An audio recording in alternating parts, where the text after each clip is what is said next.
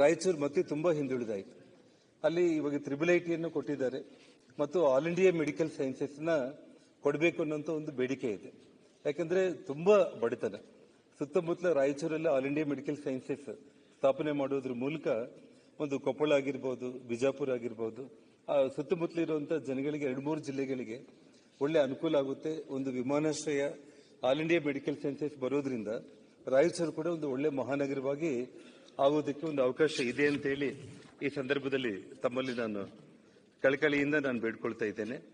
ಅದೇ ಒಂದು ರೀತಿಯಲ್ಲಿ ಈ ಹಿಂದೆ ಸನ್ಮಾನ್ಯ ದೇವೇಗೌಡರು ಮುಖ್ಯಮಂತ್ರಿಯಾಗಿ ಇರುವಂತಹ ಸಂದರ್ಭದಲ್ಲಿ UKP ಯೋಜನೆಯಲ್ಲಿ ನಾರಾಯಣ ಬಲದಂಡೆ ಕಾಲುವೆಗೆ ಕೇವಲ ಒಂದೇ ಒಂದು ವರ್ಷದಲ್ಲಿ 95 ಕಿಲೋಮೀಟರ್ ಅವರು ಕೆಲಸ ಮಾಡಿದ್ರು. ಆದರೆ ಆ ನಂತರ ಅಂದ್ರೆ ಅವರು ಮುಖ್ಯಮಂತ್ರಿಗಳಾಗಿ ಇವತ್ತಿಗೆ ಎಷ್ಟು ವರ್ಷಗಳಾಗಿದೆ ತಮಗೆ ಗೊತ್ತು. ಕೇವಲ ಆ ನಂತರ ಕೆಲಸಗಳೇ ಆಗಲಿಲ್ಲ. ಅಲ್ಲಿರುವಂತ ಒಂದು ಕೊನೆ ಭಾಗಕ್ಕೆ ಇವತ್ತು ನೀರನ್ನೋದು ತಲುಪಿಸದೇ ಇರುವಂತ ಒಂದು ಕಾರಣ ಇವತ್ತು ಅದನ್ನ ಮಾಡರ್ನೈಸೇಷನ್ ಕೆಲಸಕ್ಕೆ ಕೈಗೆತ್ತಿಕೋಬೇಕು ಅಂತ ಹೇಳಿ ಸನ್ಮಾನ್ಯ ಉಪಮುಖ್ಯಮಂತ್ರಿಗಳಾದ DK ಶಿವಕುಮಾರ್ ಅವರಲ್ಲಿ ನಾನು ಮನವಿಯನ್ನು ಮಾಡಿಕೊಳ್ತಾ ಇದ್ದೀನಿ. ಆ ನಂತರ ನಾನು ನಮ್ಮ ಬಳ್ಳಾರಿ ಜಿಲ್ಲೆಗೆ ಬರೋದು ಆಯಿತು ಅಂತಂದ್ರೆ, ಬಳ್ಳಾರಿಯಲ್ಲಿ 2010ರಲ್ಲೇ ಸೂಪರ್ ಸ್ಪೆಷಾಲಿಟಿ ಆಸ್ಪತ್ರೆಯನ್ನ ನಿರ್ಮಾಣ ಮಾಡೋದಕ್ಕೆ ಅಡಿಗೆಲ್ಲಾಯಿತು. ಸನ್ಮಾನ್ಯ ಅಧ್ಯಕ್ಷರೇ, ಸುಮಾರು ಅಲ್ಲಿ ಅಮೌಂಟ್ ಬೇಕಾಗಿರುವಂತದ್ದು ಇನ್ನು ಅಂದ್ರೆ 83,75,00,000 ಈಗಾಗಲೇ ಖರ್ಚಾಗಿದೆ. ಚೆನ್ನಾಗಿ ಬಿಲ್ಡಿಂಗ್ ಎಲ್ಲ ಕಟ್ಟಿದ್ದಾರೆ. ಇನ್ನು ಎಕ್ವಿಪ್ಮೆಂಟ್ಸ್ ಅಲ್ಲಿ ಪ್ರೊವೈಡ್ ಮಾಡಬೇಕಾಗಿದೆ. ಕೇವಲ 52.66 ಕೋಟಿ ಕೊಡೋದ್ರ ಮೂಲಕ ಬಳ್ಳಾರಿಯಲ್ಲಿ ಸೂಪರ್ ಸ್ಪೆಷಾಲಿಟಿ ಹಾಸ್ಪಿಟಲ್ ಕಂಪ್ಲೀಟ್ ಆದರೆ ಇಡೀ ಬಳ್ಳಾರಿ ಜಿಲ್ಲೆ ಜನರಿಗೆ ಮತ್ತು ವಿಜಯನಗರ ಜಿಲ್ಲೆ ಜನರಿಗೆ ಮತ್ತು ಕೊಪ್ಪಳ ಎಲ್ರಿಗೂ ಕೂಡ ಅಲ್ಲಿ ಅನುಕೂಲ ಆಗುತ್ತೆ. ಇವತ್ತೇನಾಗಿದೆ ಅಂದ್ರೆ ಬಳ್ಳಾರಿ ಕೊಪ್ಪಳ ಏನೇ ಒಂದು ಆಕ್ಸಿಡೆಂಟ್ ಆದರೂ ಕೂಡ ಬೆಂಗಳೂರು ಅಥವಾ ಹುಬ್ಳಿಗೆ ಬರುವಂತಹ ಒಂದು ಪರಿಸ್ಥಿತಿಯಲ್ಲಿ ಜನರು ಮಧ್ಯದಲ್ಲೇ ಪ್ರಾಣ ಬಿಡುವಂತ ಒಂದು ಪರಿಸ್ಥಿತಿ ಇದೆ. ಆಸ್ಪತ್ರೆ ತುಂಬಾ ಅದ್ಭುತವಾಗಿ ಇವತ್ತು ಕನ್ಸ್ಟ್ರಕ್ಷನ್ ಆಗಿದೆ. ನಾನು ಅಲ್ಲಿ ಮಂತ್ರಿಯಾಗಿರುವಂತಹ ಸಂದರ್ಭದಲ್ಲಿ ನಾನು ಅದಕ್ಕೆ ಭೂಮಿ ಪೂಜೆ ಮಾಡಿ ಪ್ರಾರಂಭ ಮಾಡಿದ್ದು. ಸುಮಾರು 90 ಕೋಟಿ ಖರ್ಚಾಗಿದೆ. ಇನ್ನೊಂದು 52 ಕೋಟಿ ಖರ್ಚು ಮಾಡಿದ್ರೆ ಆಸ್ಪತ್ರೆ ಪೂರ್ತಿ ಆಗುತ್ತೆ ಅಂತ ಹೇಳ್ತಾ, ಜೊತೆಗೆ ಬಳ್ಳಾರಿ ಏರ್ಪೋರ್ಟ್ ಬಗ್ಗೆ ನಾನು ಈಗಾಗಲೇ ಪ್ರಸ್ತಾಪ ಮಾಡಿದ್ದೆ. ನಾನು ಅದಕ್ಕೆ ಹಣ ಕೂಡ ರಾಜ್ಯ ಸರ್ಕಾರದಿಂದ ಏನೂ ಕೊಡೋ ಅವಶ್ಯಕತೆನೇ ಇಲ್ಲ. ಅಲ್ಲಿ ಲೋಕಲ್ ಮೈನಿಂಗ್ ಫಂಡ್ ಬಂದಿದೆ. ಸನ್ಮಾನ್ಯ ಅಧ್ಯಕ್ಷರೇ, ಈ ವಿಚಾರದಲ್ಲಿ ನಾನು ಒಂದೇ ಒಂದು ಮಾತನ್ನು ಹೇಳಬೇಕು ಅಂತಂದ್ರೆ, ಅಲ್ಲಿರುವಂತಹ ಮೈನಿಂಗ್ ಅಲ್ಲಿ 6% forest development tax, 6% forest development tax ಅನ್ನ ನಾವು ವಸೂಲಿ ಮಾಡಬೇಕಂತ ಹೇಳಿ ಆ ಹಿಂದಿನ ಸರ್ಕಾರದಲ್ಲಿ ಇರುವಂತಹ ಮುಖ್ಯಮಂತ್ರಿಗಳಾದ ಯಡಿಯೂರಪ್ಪ ಅವರಲ್ಲಿ ನಾನು ಬೇಡಿಕೆ ಇಟ್ಟಾಗ ಅದಕ್ಕೆ ಅವರು ಒಪ್ಪಿಗೆ ಕೊಟ್ಟಿದ್ರು. ಆ ಒಪ್ಪಿಗೆ ಕೊಟ್ಟಿದ ನಂತರ ಗಣಿ ಮಾಲೀಕರು ಎಲ್ಲರೂ ಕೂಡ ನನ್ನ ವಿರುದ್ಧವಾಗಿ ಅವರೆಲ್ಲರೂ ಕೂಡ ಹೈಕೋರ್ಟ್ ಸುಪ್ರೀಂ ಕೋರ್ಟ್ ವರೆಗೂ ಕೂಡ ಹೋದ್ರು.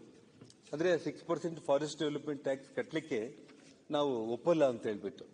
ಆದ್ರೆ ಅವತ್ತು ನಾವು ತಗೊಂಡಿದ್ದ ನಿರ್ಣಯ ಅಂದ್ರೆ 6% ಫಾರೆಸ್ಟ್ ಡೆವಲಪ್ಮೆಂಟ್ ಟ್ಯಾಕ್ಸ್ ಏನಿದೆ ಅದು ಸರಿ ಇದೆ ಅಂತ ಹೇಳಿ ನಮ್ಮ ಕರ್ನಾಟಕ ಹೈಕೋರ್ಟ್ ನಂತರ ಸುಪ್ರೀಂ ಕೋರ್ಟ್ ಕೂಡ ಅದನ್ನು ಒಪ್ಪಿಗೆ ಮಾಡಿದ್ರು. ಇವತ್ತು ಆ ಫಾರೆಸ್ಟ್ ಡೆವಲಪ್ಮೆಂಟ್ ಟ್ಯಾಕ್ಸ್ ಅಮೌಂಟ್ ಕಳೆದ 13 ವರ್ಷದಲ್ಲಿ ಏನ್ ಕಲೆಕ್ಟ್ ಮಾಡಿದಾರೋ ಅದು ಇವತ್ತು 24,000 ಕೋಟಿ ಹಣ ಆಗಿದೆ. ಅಧ್ಯಕ್ಷರೇ, 24,000 ಕೋಟಿ ಹಣ ಆಗಿದೆ. ಆ 24,000 ಕೋಟಿಯಲ್ಲಿ ಸುಮಾರು 18,000 ಕೋಟಿ ಬಳ್ಳಾರಿ ಜಿಲ್ಲೆಗೆ ಮತ್ತು ನಮ್ಮ ಚಿತ್ರದುರ್ಗ, ತುಮಕೂರು ಜಿಲ್ಲೆಗಳಿಗೆ 7,000 ಕೋಟಿನ ಬಳಸೋದಕ್ಕೆ ಇವತ್ತು ಸುಪ್ರೀಂ ಕೋರ್ಟ್ ಪರ್ಮಿಷನ್ ಕೊಟ್ಟಿದ್ದಾರೆ. ಹಾಗಾಗಿ ಬಳ್ಳಾರಿ ಜಿಲ್ಲೆಗೆ ಬಹುತೇಕವಾಗಿ ತಾವಿಲ್ಲಿ ರಾಜ್ಯ ಸರ್ಕಾರದ ಕಡೆಯಿಂದ ಯಾವುದೇ ಒಂದು ಹಣ ಕೊಡುವಂತ ಒಂದು ಪರಿಸ್ಥಿತಿ ಅವಶ್ಯಕತೆನೇ ಇಲ್ಲ. 18,000 ಕೋಟಿ ಮೈನಿಂಗ್ ಫಂಡ್ ಸುಪ್ರೀಂ ಕೋರ್ಟ್ ಅನುಮತಿಯೊಂದಿಗೆ ಈಗಾಗಲೇ ರೆಡಿಯಾಗಿದೆ. ಆ 18,000 ಕೋಟಿಗೆ ಯೋಜನೆಗಳನ್ನ ರೂಪಿಸಿ ಇಡೀ ಬಳ್ಳಾರಿ ಜಿಲ್ಲೆಯನ್ನ ಯಾವ ಮಟ್ಟಕ್ಕೆ ಅಭಿವೃದ್ಧಿ ಮಾಡಬಹುದು ಅಂದ್ರೆ, ಕರ್ನಾಟಕ ರಾಜ್ಯದಲ್ಲೇ ಬಳ್ಳಾರಿಯನ್ನ ಅತ್ಯಂತ ಅಭಿವೃದ್ಧಿ ಆಗಿರುವಂತ ಜಿಲ್ಲೆ ಅಂತ ಹೇಳಿ ಮಾಡೋದಕ್ಕೆ ಇವತ್ತು ಅವಕಾಶ ಇದೆ. ಅವತ್ತು ನಾನು ಆ ಕೆಲಸ ಮಾಡಿದಾಗ ಆ 6% ಫಾರೆಸ್ಟ್ ಡೆವಲಪ್ಮೆಂಟ್ ಟ್ಯಾಕ್ಸ್ ಕಲೆಕ್ಟ್ ಮಾಡಬೇಕು ಅಂತ ನಾನು ಪ್ರಯತ್ನ ಮಾಡಿದಾಗ ಎಲ್ಲಾ ಗಣಿ ಮಾಲೀಕರು ಕೂಡ ಪ್ರೆಸ್ ಮೀಟ್ ಅನ್ನ ಮಾಡಿ ರೆಡ್ಡಿ ರಿಪಬ್ಲಿಕ್ ಅಂತ ಹೇಳಿ ಅದಕ್ಕೊಂದು ಒಂದು ಹೆಡ್ಲೈನ್ಸ್ ಕೊಟ್ಟರು. ಆದ್ರೂ ನನಗೆ ನೋವಾಗ್ಲಿಲ್ಲ. ಆದ್ರೆ ಇವತ್ತು ನನಗೆ ಖುಷಿಯಾಗಿದೆ ಅಂತಂದ್ರೆ 24,000 ಕೋಟಿ ಹಣ ಇವತ್ತು ಸುಪ್ರೀಂ ಕೋರ್ಟ್ ಕೂಡ ಅದನ್ನು ಒಪ್ಪಿಕೊಂಡು ಇವತ್ತು ಬಳ್ಳಾರಿ, ಚಿತ್ರದುರ್ಗ, ತುಮಕೂರು ಜಿಲ್ಲೆಗಳಿಗೆ ಆ ಹಣ ಅಭಿವೃದ್ಧಿ ಕೆಲಸಗಳಿಗೆ ಉಪಯೋಗಿಸೋದಕ್ಕೆ ಏನು ಕೊಟ್ಟಿದ್ದಾರಲ್ಲ, ಇವತ್ತು ನನಗೆ ತುಂಬಾ ಖುಷಿಯಾಗಿದೆ ಅಧ್ಯಕ್ಷರೇ. ಅದೇ ಒಂದು ರೀತಿಯಲ್ಲಿ ಬಳ್ಳಾರಿಯಲ್ಲಿ ಒಂದು ಇಂಟರ್ನ್ಯಾಷನಲ್ ಸ್ಟೇಡಿಯಂ, ಕ್ರಿಕೆಟ್ ಸ್ಟೇಡಿಯಂ ಮಾಡಲಿಕ್ಕೆ 20 ಎಕರೆ ಜಮೀನಿದೆ. ಕಳೆದ ಕ್ಯಾಬಿನೆಟ್ ಅಲ್ಲಿ ಅಪ್ರೂವಲ್ ಕೂಡ ಆಗಿದೆ. ಆ ಕ್ರಿಕೆಟ್ ಸ್ಟೇಡಿಯಂ ಕಟ್ಟಲಿಕ್ಕೆ ಮೈನಿಂಗ್ ಫಂಡು ಇದೆ. ಜೊತೆಗೆ ನಮ್ಮ ಕರ್ನಾಟಕ ಕ್ರಿಕೆಟ್ ಅಸೋಸಿಯೇಷನ್ ಅವರು ಕೂಡ, KC ಅವರು ಕೂಡ ಕಟ್ಟಲಿಕ್ಕೆ ಮುಂದಕ್ಕೆ ಬಂದಿದ್ದಾರೆ. ಹಾಗಾಗಿ ತಾವು ದಯಮಾಡಿ ನಮ್ಮ ಸರ್ಕಾರದವರು ಬೇಗನೆ ಆ ಸ್ಟೇಡಿಯಂ ಕೆಲಸ ಪ್ರಾರಂಭ ಮಾಡಲಿಕ್ಕೆ ಅವಕಾಶ ಮಾಡಿಕೊಟ್ರೆ ತುಂಬಾ ಅದ್ಭುತವಾಗಿ ಆ ನಗರ ಅಭಿವೃದ್ಧಿ ಆಗುತ್ತೆ.